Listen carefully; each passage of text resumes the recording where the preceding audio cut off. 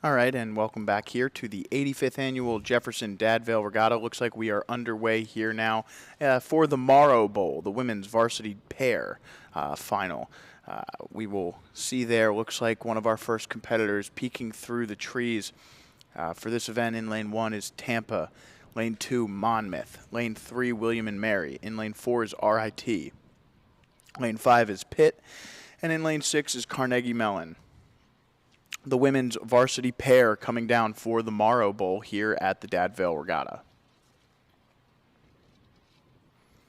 And as soon as we can get some better placings for you here, I'm going to go ahead and so far, I think, give my style points to Monmouth. I've been a big fan of the white and the white and the white, and then with those flashing hot pink Orlocks. I'm a little bit biased, though, but only on the colors there, not on the team itself. So we will have some very exciting racing coming up here. As we have said multiple times, I think the pair is, I'm going to say, the most difficult boat to row. And again, as I said this morning, I'm going to put my stamp on saying, you can quote me on this, the bow seat of a pair is probably the most difficult seat to row in any boat, of any boat class.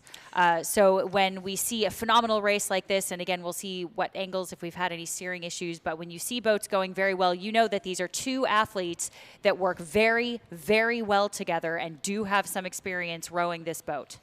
Yeah, first 500 meters down here, and it looks like we've got ourselves a bit of a race. Out in front there in lane 3, William and Mary, they dominated their semifinal. So we'll see if they can continue a stretch of dominance here in this event. They came in with a time of 9 minutes and 38 seconds yesterday, 33 seconds faster than the Pittsburgh crew out there in lane 5. And you can see there William and Mary through 500 meters with open water. So an impressive first 500 for William and Mary. We'll see if they can continue to add to that lead. Meanwhile, the race behind them is certainly an interesting one. Out there in lane 1, currently in second place, is Tampa.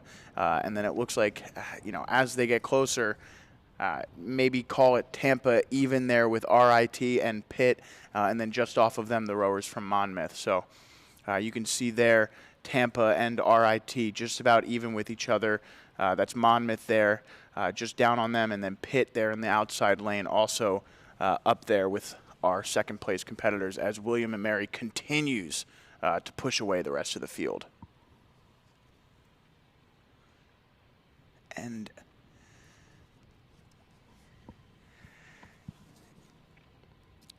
yeah, here in our women's varsity pair for the Morrow Bowl, the rowers from William and Mary who looked really strong, fastest time in the time trial, fastest time in their semifinal, and now they're out here in the grand final with multiple lengths of open water on the rest of the field that between them, there's really not much difference. So a dominant race so far from William and Mary, just approaching the halfway point now.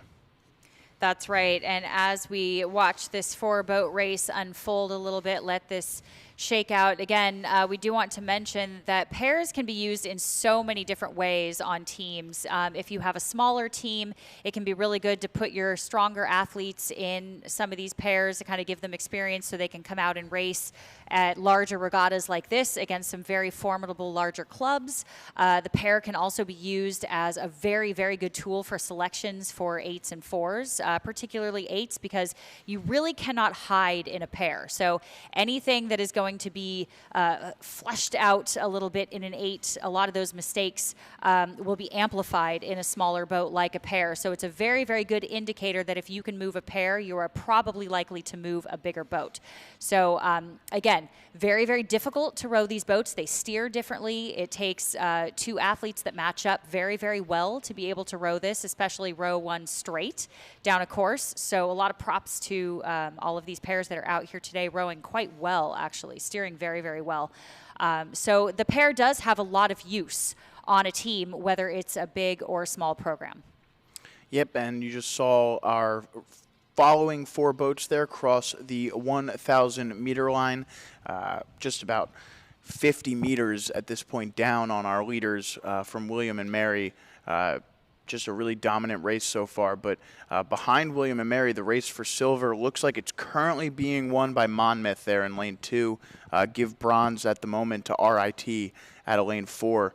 But Tampa in lane 1 and Pitt in lane 5 still looking strong. Tampa starting to drift back just a little bit from the other 3 crews, maybe pulling on it a little bit there. But you can see William and Mary continuing to open up on the field.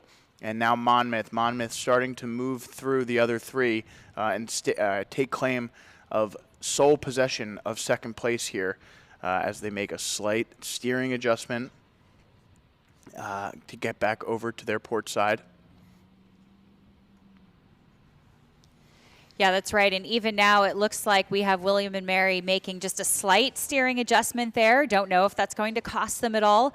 Looks like it hasn't. They've sort of gathered themselves again, and we can see the crowds in the background. So please come on down to the shore. Make sure you are watching what is unfolding here in this incredible race with the women's pairs. This is, again, the grand final for the Morrow Bowl. Not a race to be missed. Very, very exciting, followed by the men's pair as well, but we don't want to take any moments away here from this exciting race in the women's pair. So again, looking at Rochester Tech, so RIT with William and Mary in the background in the lead. So do make sure, as you see those red buoys coming into view, to come down to the shoreline and make sure that you are cheering for these women, putting on quite a performance here. Yep, 500 meters left to go now for our leaders from William and Mary. Looking really strong here. Again, we talked about how they dominated in the time trial and in the semifinal yesterday here at the Vail Regatta, and just continuing their run of dominance in this women's varsity pair event. They're well on their way to winning the Morrow Bowl here in the women's varsity pair, William and Mary. So I want to point out here, too, we are at about a 34. Again, my estimations are very rough. We're looking at that stroke seat. So, Joe, what do you think? Are we going to be seeing any kind of sprint for them as we come into the finishers chute here with the red buoys at a 34 already? What are your quick predictions here on William and Mary? Are we going to see a sprint from them and then the 2 crews behind them vying for that silver place medal? Yeah, it looks like Pittsburgh now really moving up there. I would assume that they take their sprint here. I mean, it's the last race, and you can see now they're starting to kind of, looks like their oars have a little bit more urgency up to the catch. And it does look like they, you know, if not raise the rate, definitely raise the amount of pressure they're applying there. Because, again, it's the last race of the weekend here. You don't know. For some of these crews, it might be their last race, you know, of the season. Others may be going on to conference championships or IRAs. But for some of these crews, it may be their only attempt at at a medal stand this year. So I would say pretty much everyone here, we're going to see them laying it all out on the line. I'm interested. I wonder if that is, I think maybe the boat from Tampa has drifted over now into lane 3 there, and it looks like Monmouth there and Pittsburgh are still battling it out for that silver medal. Again, it looked like, you know, in that third 500, like Monmouth started to inch out in front, but as we get closer now, 100 meters left to go, looks like Pittsburgh has maybe taken the slight advantage over the Monmouth crew here, as finishing in gold for the Bill Morrow Cup is William and Mary. Congratulations to William and Mary on their gold medal here at the Vail Regatta. The race for silver is on. Just about 50 meters left to go now for Pittsburgh and Monmouth there. Lanes 2, lanes 5. Here they come. Final few strokes. And I want to point out, too, that we have another pair actually coming in right behind William and Mary in their lane, in the wrong lane here. We cannot see a flag on that. We're trying to figure out who has drifted over just a little bit. We cannot see a flag on that, what the refs are actually calling. It looks like they're drifting over again. Sorry, we are trying to gather what is happening. Things are happening so quickly here. I think that was RIT there that had drifted over and finished in 4th place, because that's Tampa now finishing, and it looks like Carnegie Mellon on the outside. So you see there Pittsburgh coming in for the silver medal, and it was, in fact, Rochester drifting over from lane 4 all the way into lane 2 at one point as we see the times begin to populate on the screen. The results there from the Bill Morrow Cup, the women's varsity pair, William and Mary, Pittsburgh, Monmouth, your medal stand.